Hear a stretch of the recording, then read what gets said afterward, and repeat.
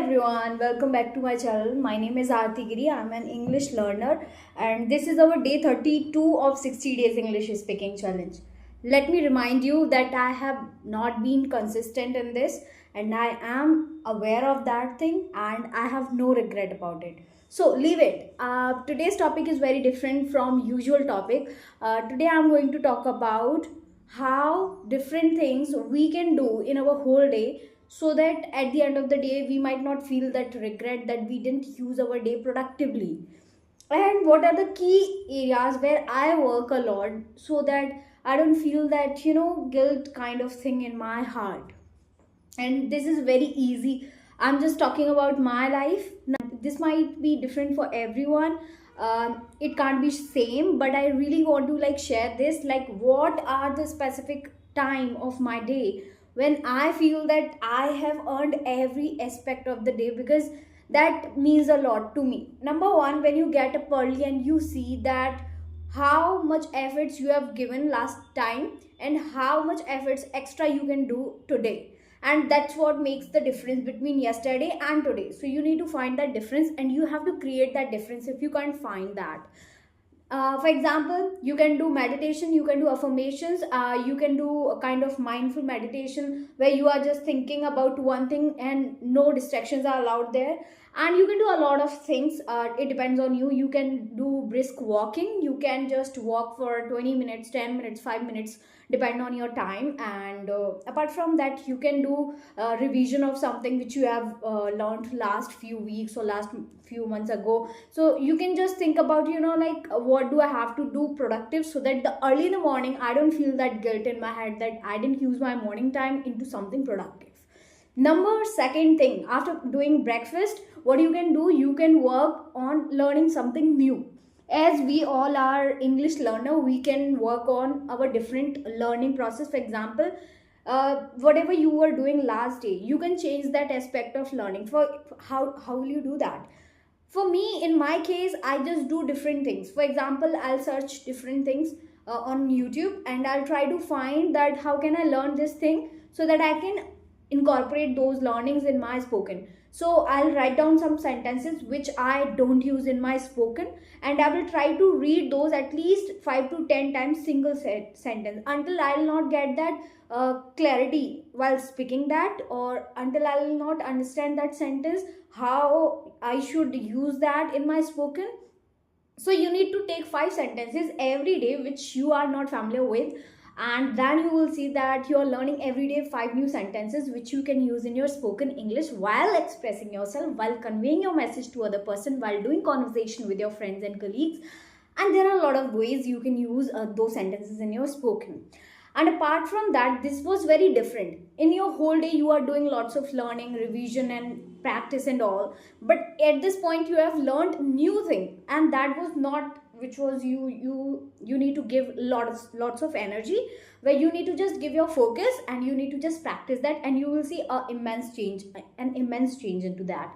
Okay, so after doing breakfast, you have learned something different which was not taking too much time of yours and which was very easy to do and which was interesting enough to make you involve in that. Okay, apart from that, after when you are studying up in the afternoon, what you can do, you can do something different, and that might be take a break and just analyze your whole day up to afternoon, like what you have done since morning, and you have to analyze like what I have done up to these hours, like up to this time, which I have not done yesterday, and you need to write down that in your notebook. Okay, and after that you need to do something different. For example, you've learned 5 new sentences. Afternoon time, after having your lunch, what you have to do, you have to search for synonyms of some new words and you have to learn those. For example, beautiful, you need to find the synonyms of this and you will have to incorporate those words in your spoken. When you are saying beautiful, you will have to change that word or replace that word with the synonym of that word, and you have to create at least 5 sentences on the synonyms. One example of synonym, like make that sentence 4 to 5 sentences you have to create. Take one synonym and then just make a lot of sentence which you can like make from your side. I'm not saying just only 5. You can make as per your suitability and how comfortable you are while making those sentences. You can do it, and it depends on your mindset. So I just want to say, for example, for one word you found 5 words, new 5 words, and you need to work on each word and create 5 sentences. That's why 5 into 5, 25 sentences you will very similar to your old vocab, but there was huge difference in those because you have upgraded the level of vocab. Okay, so apart from that, how this is going to help you, because this is going to give you that kind of practice, trust in yourself, that you are learning every day something new, and that is going to enhance your level of English, and you will see that you have learned something new which was nothing like too advanced. It was from your old dictionary, and you just upgraded the level of usage of those words. And I know that how will you link with this idea, but I use this sometimes when I feel that I have to make my day productive. And yeah, after that, in evening time, when you are following your regular routine, when you are learning, revising, practicing, and doing a lot of practice sessions, and you are talking to someone, strangers on the YouTube, and you are making videos, apart from these all the things which you are doing in the evening time, what you can do so that you feel happy, I would say one thing which I have tried recently and I felt so happy after doing that. That is, you have to go in any isolated place, in open area of your house where nobody is there to disturb you. You are the only one person there, and nobody, yeah, surrounding noise will be there in the background, but you need to like prioritize your voice there. Nobody else is there. So what do you have to do? You have to put your phone or whatever like device you have in front of you, and you have to come in front of that mobile, and then you will have to speak like you are on a stage, or you are somewhere on kind of like some kind of platform, and you are just trying on some topic. What do you have to do? You have to select one simple topic. For example, you can find happiness, you can find how we can learn different things in one day, and you can find any specific topic. Like, you don't have to google something about that topic, you will have to just spontaneously talk on that. That is called impromptu knowledge, which you are giving, which you are trying to like do. So this gives you kind of that spontaneous thoughts which are coming into your head. You will like say exactly what are coming in your head. So I would say that it helps you in speak in random position, like where somebody just suddenly calls you for some kind of lecture or some kind of words, like please come on the stage and tell something about this and that, and you are not prepared. How will you speak at that point? Because it is very sudden and it is not prepared as well. So you need to just give your best heart out, and you will have to say what pure thoughts you have about that topic. So you need to find that you have to select one simple topic, and after that you have to, in front of that phone, you have to speak about that at least 2 minutes, not more than 2 minutes. If you have not too much words to like say something about that topic, at least 2 minutes should be the minimum target, and not less than this, because it is going to give you that strength. Like, you can speak at least 2 minutes on random topic.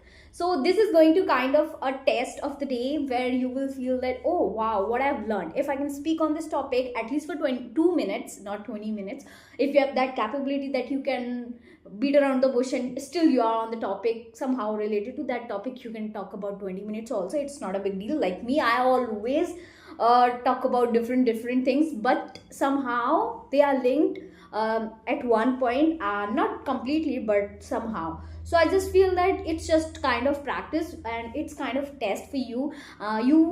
If you are literally excited to do something amazing in this journey, you might be enjoying that period where you are doing your practice of 2 minutes or more than that. It depends on you, it depends on your mindset, it depends on your time schedule which you have, and how busy you are, how free you are. It depends on that also. Apart from that, it also depends on your desire of achieving something, how badly you want to do something, how badly you want improvements in your spoken English. And I really want to say that before going to bed, you have to you have to make a checklist for the next day, and before that you have to tick mark what you have done today and what you've done different, what you've done usual of your daily routine. And that's how you can learn lots of things, I think. I know it sounds very unusual that what is she saying, but somebody who is doing it's not a big deal for that person. I'm not adding something new, but I'm just saying that why don't you add such points where you will feel that you are testing your English, you are learning something new, you are doing something productive in your day, and that is not different. I have not done anything different, and that's why I'm saying this, that it is so easy for someone who is learning this language. And I just love to do these small bits of challenges in my day, and I feel so good after that. I feel that, every day I'm learning something. Might be it is not going to help me a lot in my journey, it's not going to contribute a lot, it might be the very small contribution from my side in my whole journey, but still it's kind of a contribution. Somehow at any level it might be helping me in improving my spoken English, and that's what matters the most. So I just want to say one thing: do your practice, make your day productive, be happy, be excited for the journey, and you might be extraordinary at the end of the journey. So journey is something which never ends, and this is something which always keep going on. So enjoy that process, enjoy every single day, enjoy every part of your day, and be proud of yourself. Thank you so much for watching this video. Bye bye.